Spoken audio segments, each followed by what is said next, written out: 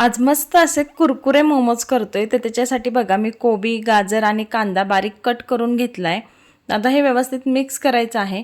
यामध्ये थोडंसं मीठ टाकायचं आहे आणि व्यवस्थित मिक्स करून घ्यायचं. मिठामुळे ह्याला छान असं पाणी सुटतं. त्यामुळे आता हे बाजूला ठेवून देऊयात. त्यानंतर आता सोयाबीन आपण याच्यामध्ये ॲड करणार आहोत. त्यासाठी गरम पाण्यामध्ये सोयाबीन टाकले आणि आता ते भिजत ठेवले आहेत. त्यानंतर आता पीठ मळून घेऊयात. तर इथे मी मैदा घेतलेला आहे. मैदा छान असा चाळून घ्यायचा. तर 2 वाट्या मैदा घेतला, त्याच्यामध्ये चवीनुसार मीठ घातलं आणि छान असं कणिक ह्याचं मळून घ्यायचं आहे. जास्त सैलसर मळू नका, थोडंसं घट्टच मळा. आता हे मुरण्यासाठी आपण बाजूला ठेवूयात. तोपर्यंत 1 चमचा मी कॉर्नफ्लॉवर आणि 1 चमचा मैदा घेतलेला आहे. त्याच्यामध्ये थोडंसं काश्मीरी लाल मिरची पावडर टाकली, थोडंसं मीठ घाला आणि छान याचं बॅटर तयार करून घ्या. आता बघा सोयाबीन थंड पाण्यामध्ये 2दा धुवून घेतलेत.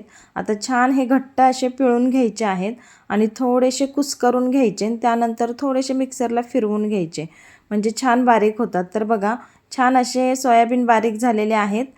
आता मगाशी कोबी आणि गाजर जे मिक्स करून ठेवलेलं त्याच्यामध्ये हे ॲड करायचं आहे. व्यवस्थित मिक्स करून घ्यायचं आहे आणि आता मिठामुळे ना ह्याला छान असं पाणी सुटलं आहे.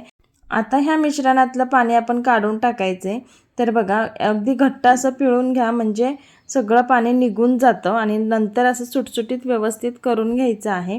आता याच्यामध्ये आपण फक्त 2च पदार्थ घालायचे, ते म्हणजे मिरपूड. तर जास्त घालू नका, तिखट होईल.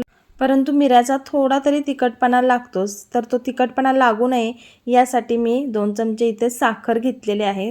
अगदी तुम्ही आवडीनुसार कमी जास्त करू शकता. आता चला, अगदी छोटी जशी पुरीला आपण गोळा घेतो ना तेवढा गोळा घ्यायचा आहे, त्याच्यापेक्षा पण कमी, आणि छान गोलसर असा लाटून घ्यायचा आहे. त्याच्यानंतर ह्याच्यामध्ये जे आपण मिश्रण तयार केलेलं ते घालायचं आहे आणि छान ह्याच्या मोमोजच्या आकारामध्ये मोमोज करून घ्यायचेत. तर आता मला काय एवढं परफेक्ट जमत नाही, तुम्हाला येत असेल तर त्या पद्धतीने करा. आणि अशा प्रकारे बाकीचे पण आपण मोमोज करून घेऊयात. आणि मगाशी जे बॅटर केलं ना त्याच्यामध्ये छान घोळवून घ्यायचं. त्यानंतर पोह्यांचे फ्लेक्स मिळतात, त्याच्यामध्ये घोळवून घ्यायचं आणि मग तळण्यासाठी टाकायचं. आता इथे काय झालं, आमच्या इथे सगळेच पदार्थ अवेलेबल नसतात, त्यामुळे पोह्यांचे फ्लेक्स मला मिळाले नाहीत. त्यामुळे पोह्यांचा चिवडा आणलेला, तर त्यापासून मी हे केलेलं आहे. तर छान कुरकुरीत बघा हे मोमोज तळून घ्यायचे आहेत आणि छान कुरकुरे मोमोज आपले तयार झालेले आहेत. चला मग, तुम्हाला हा व्हिडिओ कसा वाटला कमेंट करून कळवा. व्हिडिओ आवडला असेल तर लाईक करा, शेअर करा, चॅनलला सबस्क्राईब करा. थँक्यू.